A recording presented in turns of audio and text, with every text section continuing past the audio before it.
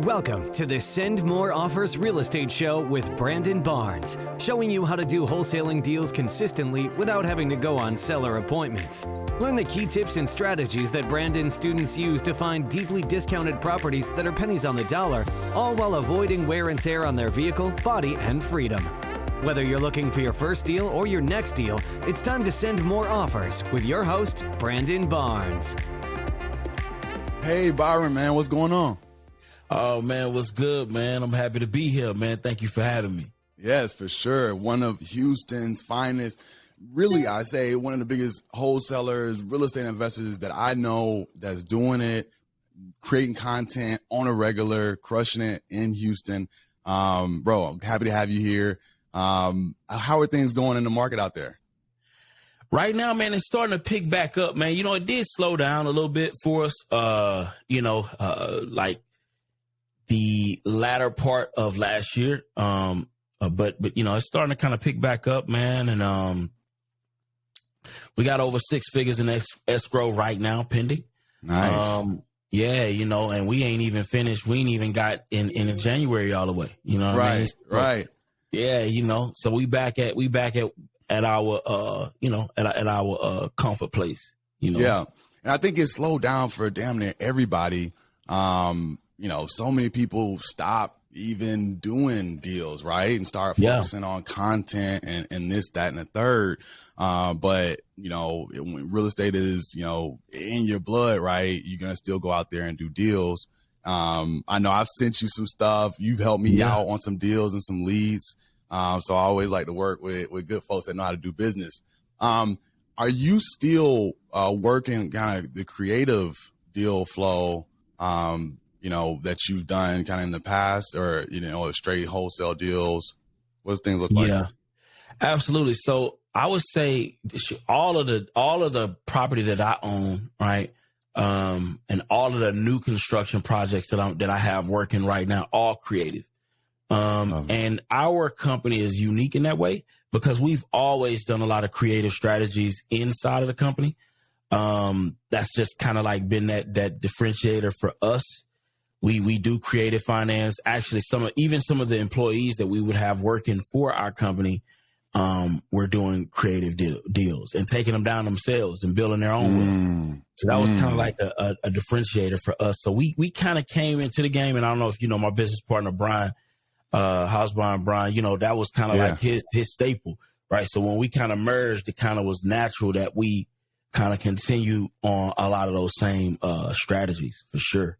Yeah, and I think I want to lean in on that a bit because, you know, for the folks that are listening, you know, creative deals sometimes scare, right? You know, newer wholesalers, newer investors, even folks that's been in the business a while, because, you know, there's just so many options and angles and so much you have to kind of think on your feet. So I definitely want to get into that, but just kind of back to the beginning, you know, were you and Brian, you know, both having, you know, you guys' business and decided to join forces? Did you come in the game together? Shout out Brian, by the way. Yeah. So we, you know, he had his own thing going, right? I had my own thing going. I'd already had employees. I already had kind of like systems in place. And, you know, he was just buying up houses, right? And so we ended up, you know, connecting, you know, meeting each other over social media. I think I ended up, the first time I actually met him was at a Max event. That's when I met Max, you know, T-Rob, a couple others. And we were all, you know, we were just all just hanging out, you know what I mean? And then we ended up becoming partners like later. It was just kind of like a natural progression. You know what I mean? He's doing deals. I'm doing deals. We're kind of in the same little markets, right? We always were talking, you know what I mean? Pumping each other up, trying to see what kind of value we can extract from each other.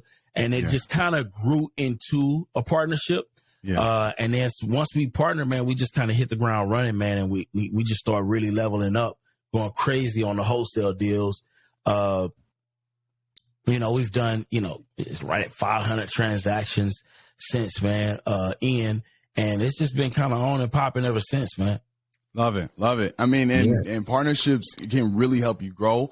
You know, people, you know, can have bad experiences. So it's always great to hear a partnership that works, right? And, that can really, help you join forces. And that's exactly what I know that you guys have done. I see you everywhere on social. You guys were at the forefront of the wave on Clubhouse, Business Over Breakfast. Yes, and now the name is No Stingy Energy. No Stingy Energy. I love it. Indeed. Love it. Love it. So what's next kind of for you guys in that space, at least, content, coaching, what type of things are you guys looking to do? Yeah, absolutely. So what happened last year, one of the reasons we slowed down was really intentional, right? Because what I was realizing is that we made a lot of money. I mean, we've made millions in real estate transactions, right? Right. Literally. And so, but what I was realizing, Brandon, was that I'm making a lot of money, but I'm not building a lot of wealth. I'm not building the wealth that I want to see for the amount of money that I'm making, if that makes sense. And so what we started to do is like, how can we transition to building more wealth with the money that we're making, right? Or the money that we've made. And so we started kind of downsizing the wholesale company and start looking at ways that we can buy and own more assets, right? Yeah. So as a result of that, I started transitioning. I was like, and I started taking some of those wholesale strategies, some of those creative strategies, and figuring out ways that I can get more so in the build to rent space, because that's the space that I really want to play in. Yes. And so what I did was I've been partnering with sellers, right? So what I realized in Houston, it's gentrifying in Houston, right? Yeah. And so a lot of these sellers, man, they savvy, man, they smart. They're like, I'm not selling my property. And if I am going to sell it, I'm going to sell it at a ridiculous number. Right. Right. If I don't 100% have to sell in 5th Ward, 3rd Ward, all of these, Heights, all of these nice up and coming areas, they ain't selling. And so what I did was I say, well, you know what? Don't sell it then. How about we just partner on it? Okay. And so what I did was I said, I'm going to partner with these people. It's going to help me because now I don't have to come out of pocket and pay for the land, right? I'll just give them equity in the project, right, with their land, and their land is going to be their investment in the new LLC that we create. I'll build on it, take their land to the bank, get it, use it as collateral. That way I can create a no money down strategy on a new construction. Yeah. And then what we'll do is I'll build it, right? And a lot of these deals, Brandon, what's so cold about it, I'm going to the hard money people because the land is so valuable. They actually put money in my pocket to build new construction and closing. Jeez, I'm going to drop a bomb for that. You understand what I'm saying? Yes. So I'm partnering with them, and I'll just give them their percentage of what the land is valued at now in equity in the deal. And so when I build on it, that equity increases. So now, I take somebody that maybe got $50,000, $60,000, $70,000 piece of land, $100,000 piece of land. After I build on it, that land is going to be worth, 50% more. Yes. That's a gem. Yeah. And so, I mean, having a track record of doing deals, having done this and having the experience, like that's really how you can get into that space and, make sure that people will kind of work with you and go that route. But to kind of take it back to creative, I think that's one of the things that sometimes worry the newer investor. Like, you're saying that you're going to pay to purchase their home over time, right? That's what we do when we offer a creative deal. And they're thinking that, hey, this person may not, pay and I'm going to have to reclaim the property back. So for the person that's listening that says, hey, look, I want to try to start to do creative deals and kind of get into that space to where I can get into the build to rent or the bigger developments. How do you kind of first really break in on doing some of these creative deals? The first thing I think you have to realize when you're approaching anybody with any kind of creative strategy is that, first of all, man, people like to have different options, right? Yeah. And if you can pay people a little more, right, over time, a lot of times, especially if this person is a little bit more, they have a greater sense of delayed gratification, they can appreciate the fact that, hey, you know what? My number don't make sense from a cash perspective. That's why it's important that you give the 3 offers. So we offer 3 offers, right? We're going to give you a cash offer, right? And then we're going to offer you a creative offer. And then we're going to offer you another creative offer, right?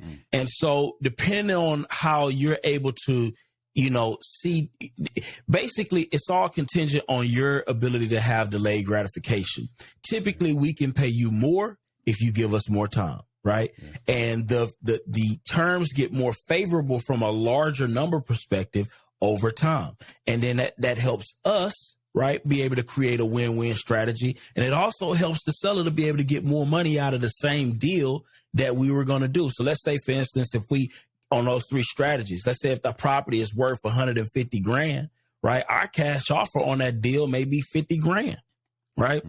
And our creative strategy, if we're doing a subject to, right, if we're taking over that mortgage, it may be $100,000, right? Same deal. Yeah. Right. And then we may offer them another strategy that may be worth $120,000, but they giving us a little bit more time. And depending on how that seller is how open that seller is with their delayed gratification is going to determine which deal they choose. But the way we structure it, either way it goes, we create a win-win regardless. I love it. So when you're first kind of starting to put some of these scenarios together, do you follow somewhat of a standard playbook, like a percentage of, perceived value or percentage of ARV, a certain amount of time, period of time for your loans? Do they all kind of fall within a template or a certain amount of monthly payments? How do you go about that? Absolutely. So it's a case by case basis. You know what I mean? I could tell you about one of the ones I completed recently, where the seller needed about $14,000, right? On this particular deal, they needed $14,000. Now, typically we try to go into deals with little to no money out of pocket, but this was such a great deal. I said, I'm going to do it anyway. Yeah. And she needed $14,000 to be able to get out of this deal. The deal was worth probably about $175. And I was able to pick it up right at 40. Wow. And so, but she needed $14,000, right? Yeah.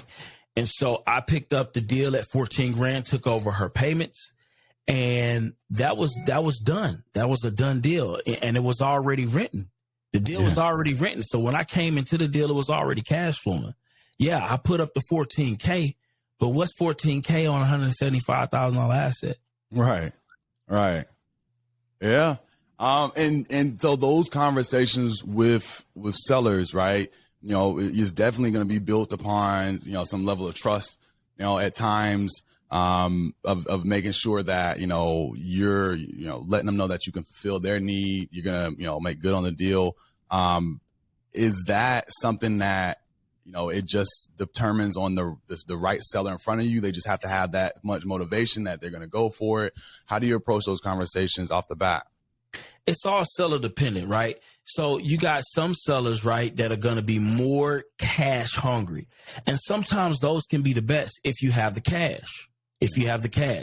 Because if they're really right now focused, meaning they don't have a high level of delayed gratification, they can't appreciate that, then what happens is they're typically going to opt for the highest cash in their pocket right now strategy. And a lot of times those are the best strategies for us, because typically the more cash I'm giving you up front, the more equity I'm gaining on the back end. Love it. Yeah. I like that. So a lot of times they'll look at that cash, that right now cash is a win, but I'm like, you really should have took that one with the, because you would have got more cash over time, but that's on you. You get to make that decision. You know what I'm saying? Right. So with this particular lady, I think I had offered her like $80,000, right? But I was going to pay her over time, right? Mm-hmm. It was $80,000 because the house needs a lot of repairs. Yeah. So I was going to offer her $80,000, even though it was already rented out. And then the other offer was going to be, I'm going to give you $14,000 right now, and then I'm going to take over your mortgage. Mm-hmm. Okay. And the mortgage was only $40,000. Mm-hmm. And so, that was kind of like up to her. So she was either going to take the 80, right? and get that over time, which would have been way more money for her, but it would have been monthly payments. She didn't want to do that. You know what I mean? She wanted that right now money, which was great. You know what I'm saying? So, yeah. And that's what's great. And it's so creative. And you have so many opportunities to put together some really, really good deals. But at the end of the day, right, you know, this is still a form of, we're marketing for off market properties. Like, that is wholesaling at its core. Yes. Do you guys go after your business strategy, right? Are you going after certain types of leads? Do you find that, you know, there are some leads that work better for creative strategies, or are you still just kind of hitting all your bases doing majority of the traditional list or marketing channels? Yeah. So we focus on volume, right? Now it is deals that you can get from, you know, of course, the classic, creative finance, lead strategies is going to be, your pre-foreclosures, right? Those are always going to be, the absentee owners with high equity, right? Those are always going to be your ones that are going to lean you into a lot of creative strategies. But because we do so much volume, a lot of times those lists are more niche, and we like to target a bunch. So we'll throw that stuff in, but we're still going to be doing our absentee owners, right? We're still going to be doing our tax delinquents, because we just need more volume. You know what I mean? When you're doing 6-figure months and you're trying to produce 6-figure months, you need volume for that. And so a lot of times those little niche lists won't get you the amount of volume to be able to produce those kind of numbers. Exactly. And I want to dig in on that, but that's a gem. And I want people to really hear that. Like, there are lists, right, preferred for creative strategies. And I don't think I've heard somebody put it that clearly, that, you know, pre-foreclosure, and absentee owned with a lot of equity are some of the best lists to really try your hands at some of these creative strategies. And, you know, that'll give you the space and the equity in the room to be able to offer some stuff that they can take and accept and run with. And that's high and low equity absentee owners. Those are classic for, good stuff. Strategy. So, you know, that's a struggle. I mean, it's a challenge in my business as well of, you know, we're always trying to find the best data. We're always trying to find the true motivated sellers. You know, we'll cycle through annually, right, our absentee list, our unoccupied, and then we'll dig in with some niche lists, some specialty lists. Have you found any other resources? Do you have folks going down to the county? Any providers that you like, or like a specialty guy that's giving you like this bomb list? How are you going about solving the data issue? Yeah, absolutely. So we get our data from the courthouse. Our admin, she orders it directly from the courthouse. We just pay, they'll send it to us. And we'll get all of the tax delinquent that way. We also go through, we got a special connect that we use, to get our data from, like, what's the name of the one? Like Authentic or something, or ListSource? ListSource. Okay. Yeah, we got a special connect on ListSource. So we're able to get like real good pricing and skip tracing on that data. Probably the best in the, shoot, man, we're getting the best numbers, period. So that's crazy. Yeah, we like somewhere around 3-4 cents a record. It's crazy. Yeah. It's amazing. And you have to feed the beast, right? You have to have enough data to be able to do the deal flow, right? And so for you and kind of, in the business and the team and how you guys are set up and going, right now, I've been, sharing with folks, right? Similar offers. We used to be 100% virtual, but I've been suggesting to, colleagues here on the podcast, coaching students, that if you have a really good lead, a really good deal right now, if you can go in person on that appointment, go ahead and still take that offer with you and deliver it, because things had been challenging right through this past year. Things have been shifting. Oh, yeah. Are you guys leveraging, in-person appointments? Or is your acquisition model still, a virtual? Is it a mixed? I would say it's a mix, right? Because I think Here's the deal. I think last year was a little bit more difficult because the market was going so crazy. At the end of the day, you had sellers literally, bro, we had sellers that were flaking out on us left and right. That was the issue. It wasn't that we weren't getting the deals. It was that at the end of the day, bro, you wake up one day, your property is worth, $10,000 more, right? And the sellers knew this. And then they click on the TV and they see the real estate market is crazy and sellers are, buyers are lined up and people are paying $10,000, $15,000 over market. And you're hearing all of this on the news. That's not good for us. You know what I mean? So it wasn't that we weren't getting the deals, man. It was just getting a lot of flaky ass sellers, man. Like you lock a deal up, man. By the time you get to closing, man, you can't even get in touch with these people. Right. And they're looking at you like, how can I get out of this agreement? Because I got somebody that's willing to give me more. And so, we were running into a lot of issues like that.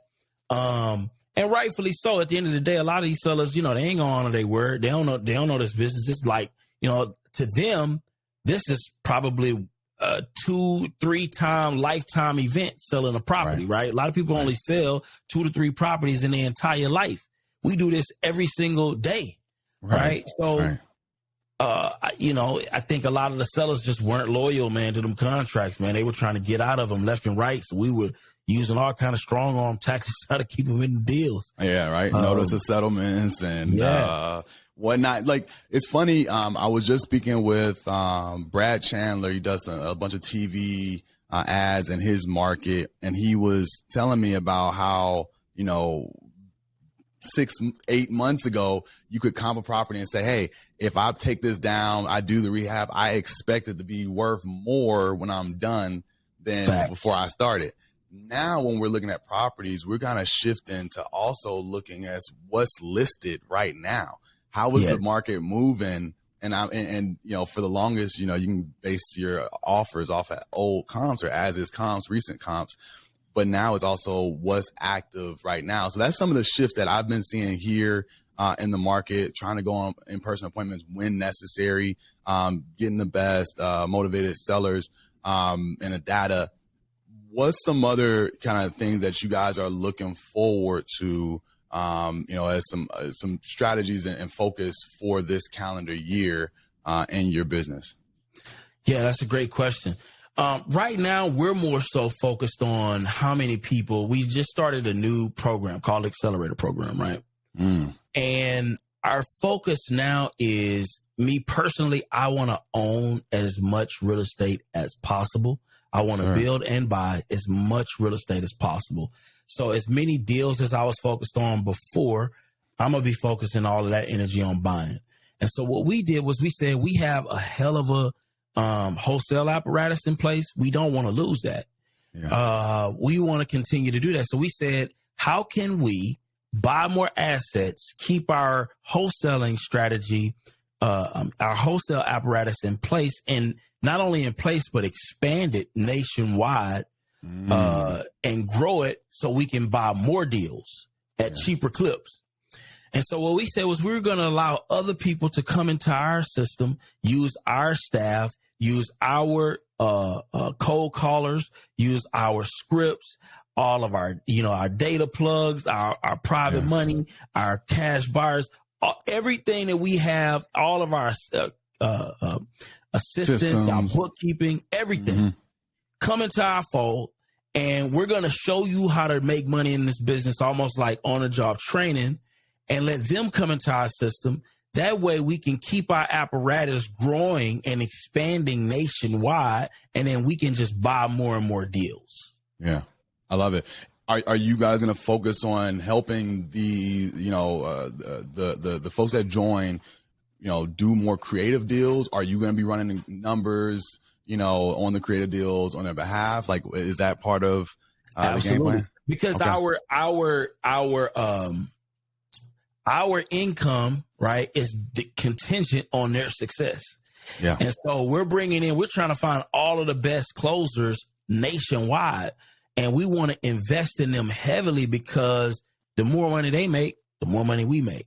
And so we're going to give them everything that we got. Love it. And they can visit at joinaccelerator.com. right? Absolutely. Dope. I love it. And look, I know Brian, he had an app that also helped with the creative deal making. Is he still using is the what was it? Any Deal? Any Deal. Yes. Any Deal app. What is that still helping folks out? Yes, indeed. Any Deal is still helping people close deals, helping people analyze deals. It also sends out agreements.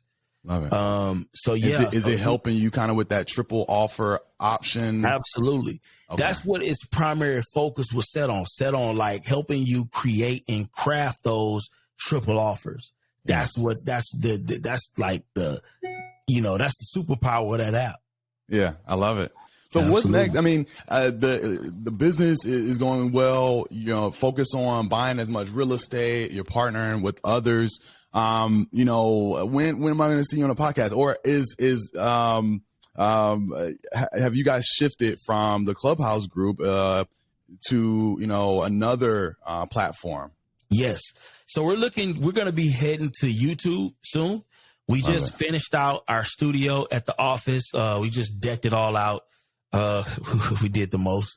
Yeah. And so we're in that process of transitioning to YouTube. We're going to be doing in-person podcast content. Mm-hmm. We're going to be talking about all kind of things we're going to be talking about deal specific situations with the people in the accelerator program. We're also going to be talking to investors all across the country from all different walks of life, all different types of businesses. We're going to be talking relationships, health, wealth, pretty much all things business, entrepreneurship, relationships, and all of those kind of things kind of mashed into one. The name of it is going to be No Stingy Energy. I'm also looking to mash the absolute gas on build to rent. On our build to rent, I'm looking to build at least 500 units in the next 5 years. So we're gearing up heavy, man, to get real busy, real busy. So yeah, love it. Good stuff. And, I know I can't let you go without putting you through a lightning round, but I didn't double back to build to rent. And we just had a gentleman on that does deals, I believe, out of Tennessee and all over the Southeast. And he's, on a large scale, just focused on build to rent, looking for big land lots and, just building out a bunch, like a neighborhood, a community, right? Yeah. And that strategy, he talked about looking at, land acquisitions, marketing to off-market landowners. Have you started to target more land? And what does that mean kind of for your land business? Do you ever wholesale land? How has this build to rent strategy kind of gotten you kind of working with sellers a little differently or focusing on that type of lead? Yeah, absolutely. So we've definitely been looking at land. So the only difference with us, or at least my strategy, is I'm not looking to do raw land right now. I'm looking for infill land. So I'm solely focused on infill lots. And the reason why, Brandon, is because it's the time horizon from development and entitlement and all of the things that go into preparing land to be built on. Yes. And so what we're doing more so is we're looking for infill lots, right, that are centered around the areas that I'm looking to invest in. Currently, I'm in Fifth Ward heavy. I'm in Independence Heights heavy. And so I'm primarily focusing on those specific areas, Cashmere Gardens. There's certain areas that I'm looking to kind of buy bigger pieces of land, and I want to put as many houses as I possibly can, or apartment complexes. I'm doing a mix of apartment complexes / little small townhouse duplex style developments. And I'm also diving deeper on the building side of things as well. So I'm looking at building 500-year buildings, right, with a lot of the ICF technology that they have out right now. And the reason why is because we're looking to increase our cash flow with a better building, because we're looking at it like this. If I can build a higher energy efficient building, Brandon, I can do all bills, included on your rent, right? And so now I'm able to get that extra additional cash flow because my building is so efficient, right, that my bills are micro, and I'm able to charge you that extra little clip because it's all bills paid. And so I'm able to justify having a more efficient building. Love it. And the ICF technology, what does that mean? So you have a couple different technologies that are emerging right now. You have ICF, which is insulated concrete form, right? Okay. These things are disaster proof on every level. Like, I mean, burn proof, hurricane proof, flood proof, bug proof, insect proof, all of the proofs. Just line up every proof. There you go. That's what it is, right? Okay. And we're also looking at SIP panels as well. It's a similar technology, but it's wood on the outside, styrofoam on the inside, right? And the only difference with the ICF is that it's styrofoam or some type of composite, like wood mixed with concrete composite with concrete centers, right? And so what you're able to do with these is you're able to take advantage of the insulation on the outside and the thermal mass in the inside. So you're talking about extreme levels of comfort and humidity control, extreme levels of just general comfort, like houses that don't just fluctuate in temperature. Too cold. It's crazy, like man. Yeah, man. It's just extremely comfortable, and the buildings will last 1,000,000 years. And you literally can sit in that building in the middle of a hurricane and be comfortable. Eat you some chips. Relax, man. Love it. Good. So you're using technology to build a better product while also making more money and saving on energy. Man, I love it. I love it. I love it. The last quick thing, because I know there's maybe some folks listening in Houston right now. The lots that you're looking for in field, did they have to be vacant? Can there be a structure on it? Or it can be a structure. Both? Okay. Matter of fact, I like structures. I like structures because I could tear them down, and they're typically easier to build on because they already have all of the things that we need. Plumbing, in terms of the lights, the plumbing, all that kind of stuff. So we love infill lots that have a structure. And even if it doesn't have a structure, listen, we game. Send it to me. Okay. All right. You heard it first. Well, look, I'm going to make sure that they get your contact, but I can't let you go without the lightning round. You ready for that? Let's do it. Cool. So look, I got a series of rapid fire questions for you. You don't know the question. I don't know your answer. So just say the very first thing that comes to your mind. What's one book that's been instrumental to your growth as a real estate investor? Rich Dad, Poor Dad. That's too easy, bro. Yeah. I'm going to have to give you a harder one. If you could have drinks or coffee with any one person, dead or alive, who would it be and why? Grant Cardone. Okay. That's a good one. Man, you could probably make that happen this year. Yeah. It's going to happen. Now that you put it into the atmosphere, it's coming. What's your best advice for someone looking to do their very first wholesale deal? Focus on the cause. Like, I think too many people focus on all of the other things. Talk to people. Yeah. Shout out Brent Daniels. What's one mistake on a deal specifically or in business in general that if you could do it over, you would take that opportunity? You know what? I would focus more so on increasing profit. I would focus most of my energy on increasing profit over scaling. Sometimes we miss that profit component in the midst of scaling. Yeah, for sure. And controlling costs, right? We start adding all these systems and tools and people and team members. Money. Yeah. I think 2020 and everything else taught us that the tough way. What's the financial goal that you have set for your team this calendar year? We're looking to do at least about if we could just do on the wholesale million business. Just on the wholesale business. I know you got a bunch of different plays. If we could do $3 million, I'd be happy. Love it. Yeah. But if you woke up tomorrow with $500 million deposited into your account overnight, what's the first thing that you would go out and purchase with that newfound money? Man, I'm boring. I'm buying assets, man. I'm buying properties. Yeah, more real estate. Man. Yes, love indeed. it. Man, last one for you. For the person that's listening right now that's struggling, can't seem to get it going or can't string two deals back to back, what would you tell that person? Keep calling. Listen, 50% I would say 60% of our deals actually close. 40% go to the pits of I don't know where.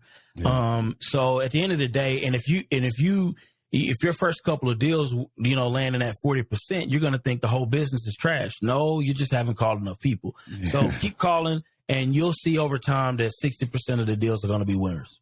Good stuff. Good stuff. Well, Byron, this has been great, man. Everything that we talked about, from like setting up your business, how things are running, giving us an insight on how to do creative deals, how to focus on, triple offers, and, everything that you gave us, along with, your build to rent strategy. I think that can open some minds up for, some different plays into the future, and for people to aspire to be and do.